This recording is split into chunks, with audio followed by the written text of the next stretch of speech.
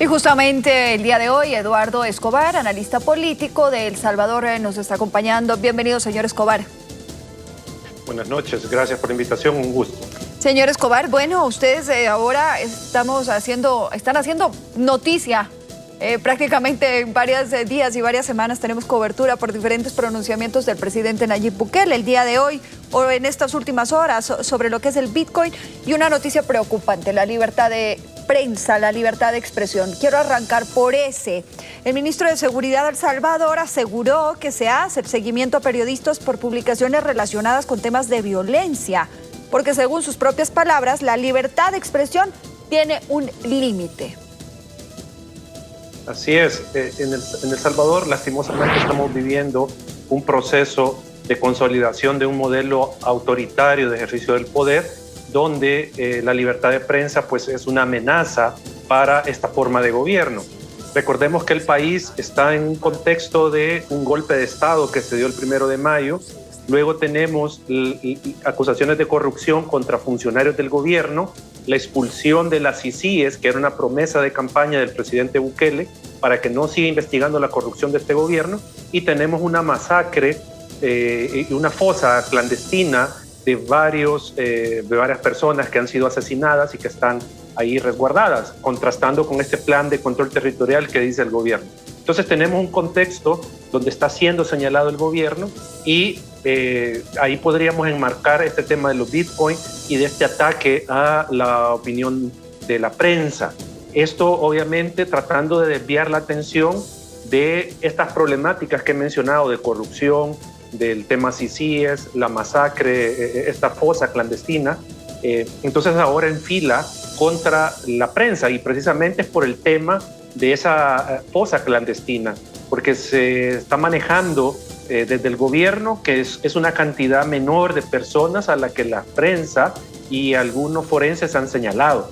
Entonces, esto de ninguna manera nos asombra si el gobierno siempre ha tenido un discurso contra la prensa, aunque el ministro haya dicho de que hay libertad de expresión, obviamente el gobierno tiene una actitud hostil hacia la prensa, de amenaza, porque incluso el 1 de junio, que fue el aniversario de gobierno, no estaba permitiendo a prensa que no es alineada preguntarle. Señor Escobar, y lo vemos en los gobiernos autoritarios, justamente la prensa tiene que ser el enemigo y las calificaciones, estamos monitoreando constantemente, no podemos hablar de una ética al periodista. Arrancan por decir que los periodistas no tienen ética, que los periodistas están haciendo una clara intención de generar apología del crimen, en este caso. Pero yo le pregunto, este es como el primer paso. El segundo paso es empezar a detener a los periodistas o empezar a encarcelarlos o crear una ley de comunicaciones en donde se coarta esa libertad o incluso llegar a cerrar medios de comunicación. ¿Cree usted, ve la posibilidad?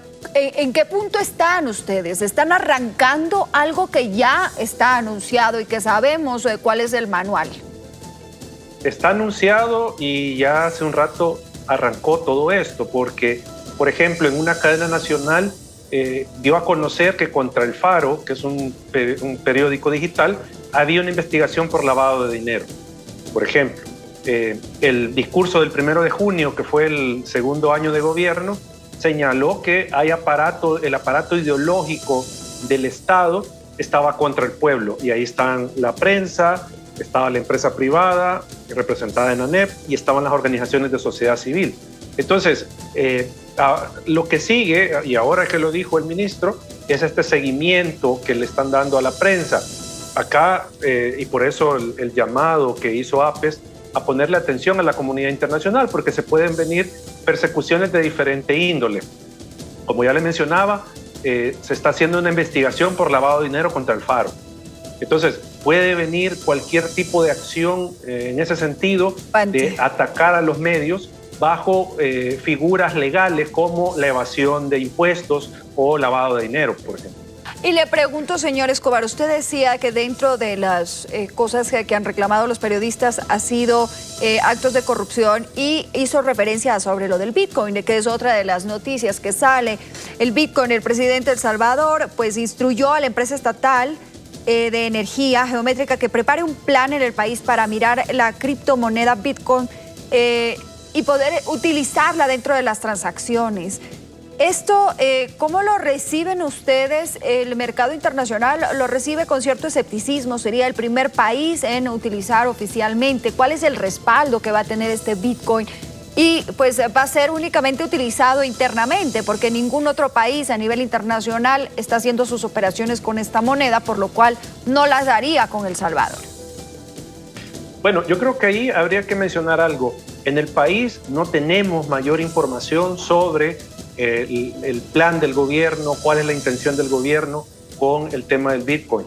O sea, esto se aprobó en un par de días, en 2-3 días terminó aprobándose esta ley sin discusión legislativa, sin informarle a la población, porque esto no estaba en el plan de gobierno que presentó en campaña electoral el presidente, tampoco ya una vez asumió, mencionó que se iban a implementar estas medidas.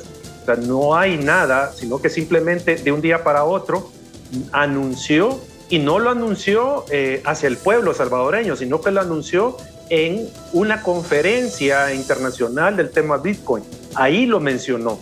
Entonces, acá en El Salvador, lo único que sabemos es que se ha aprobado la ley y que va a ser de obligatorio cumplimiento, pero no se dio una discusión de los efectos, de la intención del gobierno, de las consecuencias que puede tener esta aprobación. Entonces, estamos en una incertidumbre, muchos acá en el país, de cuál va a ser el efecto real que va a tener sobre la economía salvadoreña esta ley. Y la ley es bien escueta, son 16 artículos, muy sencilla, muy simple, sin definir muchas de los aspectos que tienen que ver con esta decisión que es, si se quiere, de política monetaria, que, como digo, ha sido realizada a espaldas del pueblo, sin debatirla, tal como se dio la dolarización en 2001.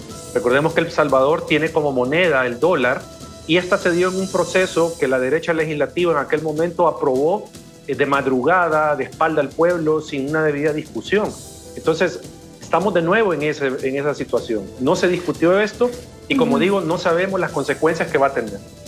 Bueno, de acuerdo a los reportes de prensa, Bukele ha explicado que el gobierno tendría una billetera digital propia en la que los comerciantes podrán cambiar los bitcoins que reciban por dólares. Esta billetera sería desarrollada por los mismos creadores de una de las aplicaciones de Strike, sin que se conozca si esto implicaría algún costo para el gobierno, es decir, la creación de un fideicomiso también, donde Bukele ha dicho que sería de 150 millones de dólares.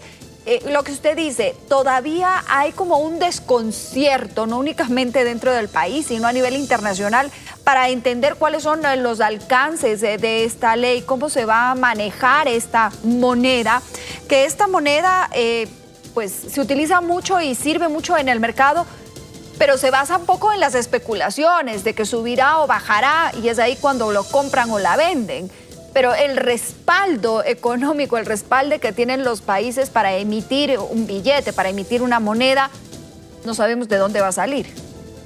Claro, y eso que usted ha mencionado es lo que los economistas serios en este país han mencionado, que esos son de los problemas que genera este tipo de monedas. Yo no soy economista, no podría entrar a mayor detalle de los efectos positivos o negativos de esta moneda, pero lo que sí puedo decir es que al final, dice el presidente Bukele que el Estado va a asumir el riesgo de aquellos que inviertan en esto. Entonces uno se pregunta, bueno, ¿y esto qué beneficio tiene para la gente? Si al final va a comprometer dinero público para respaldar cualquier caída del precio y cualquier pérdida de inversión que tengan inversionistas que vengan al país usando esta moneda.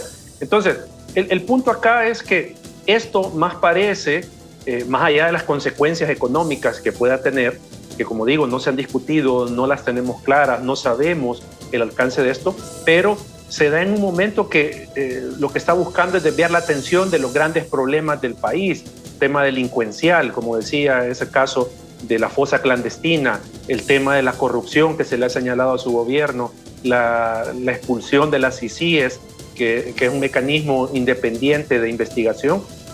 Entonces todo eso está tratando de taparlo y olvidarlo de la opinión pública, porque ya todo eso ya se olvidó acá en el país y ahora la discusión es esto del Bitcoin, cuando, como digo, hay problemas sin resolver, hay problemas más graves en este país que el presidente está tratando de que se olvide. Señor Escobar, me tengo que despedir lastimosamente, pero quiero agradecerle por haber estado con nosotros y compartir este espacio. Seguimos de cerca lo que sucede. Realmente nos preocupa muchísimo, sobre todo cuando se trata de temas de libertad de prensa, de libertad de expresión. Eduardo Escobar, analista político de El Salvador, esta noche. Gracias. Gracias, saludos.